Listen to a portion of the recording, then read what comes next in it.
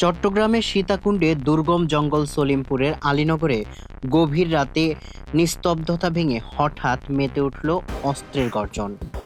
রাত 1টার দিকে যৌথ বাহিনীর ক্যাম্পে অতর্কিত ও দুঃসাহসিক হামলা চালায় দুর্ধর্ষ সন্ত্রাসী ইয়াসিন বাহিনী।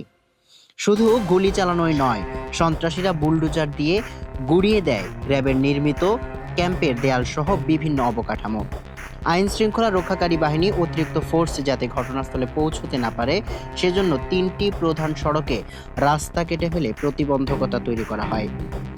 তবে দীর্ঘ 2 ঘন্টা রুদ্ধশ্বাস বন্দুকযুদ্ধের পর সব বাধা পেরিয়ে এলাকাটিতে নিয়ন্ত্রণ নেয় যৌথ বাহিনী এবং ঘটনাস্থল থেকে আটক করা হয় বেশ কয়েকজন সন্ত্রাসীকে।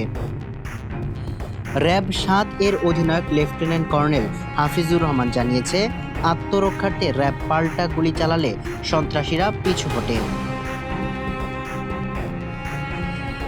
এই জঙ্গল সলিমপুর নিয়ে অপরাধীদের এমন উন্মাদনার মূল কারণ লুকিয়ে আছে এর বিপুল অর্থবিত্তে।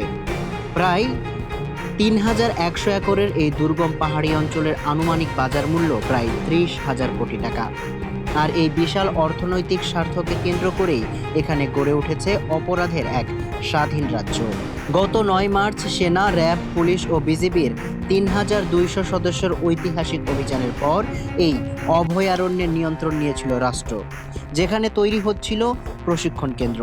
কিন্তু 5 আগস্টের পট পরিবর্তনের পর রাষ্ট্রীয় কাজের ব্যস্ততার সুযোগে আবারও মাথাচাড়া দিয়ে উঠে ইয়াসিন বাহিনী ও রোকন বাহিনী। শুরু হয় আধিপত্য বিস্তারের রক্তক্ষয়ী লড়াই।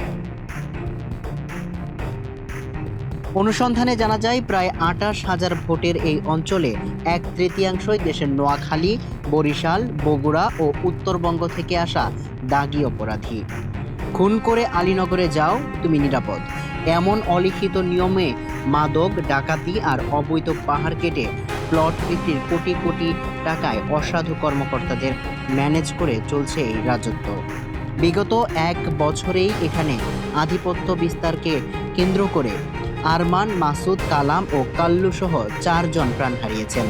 এমনকি 4 অক্টোবর এই পরিস্থিতির তথ্য সংগ্রহ করতে গিয়ে ইয়াসিন গ্রুপের সন্ত্রাসীদের নির্মম হামলার শিকার হন টেলিভিশনের 2 সাংবাদিক। এই দুর্গম পাহাড়ে সাধারণ মানুষের প্রবেশাধিকার না থাকলেও অপরাধের শেকড় কত গভীরে তা স্পষ্ট হয় গত 30 আগস্ট। ওই দিন বাংলাদেশ সেনাবাহিনী এখানে একটি পুরোদস্তুর গোপন অস্ত্র তৈরির কারখানার সন্ধান পায় এবং উদ্ধার করে বিপুল পরিমাণ দেশীয় অস্ত্র ও সরঞ্জাম।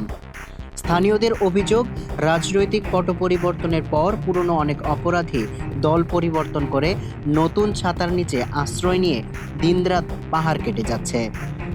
সরকার যেখানে এই জমিতে স্পোর্টস কমপ্লেক্স, কেন্দ্রীয় কারাগার ও ইকো পার্ক সহ মহাপরিকল্পনা বাস্তবায়নের চেষ্টা করছে, সেখানে রাষ্ট্রীয় বাহিনীর উপর এই হামলা বড় এক সতর্কতা।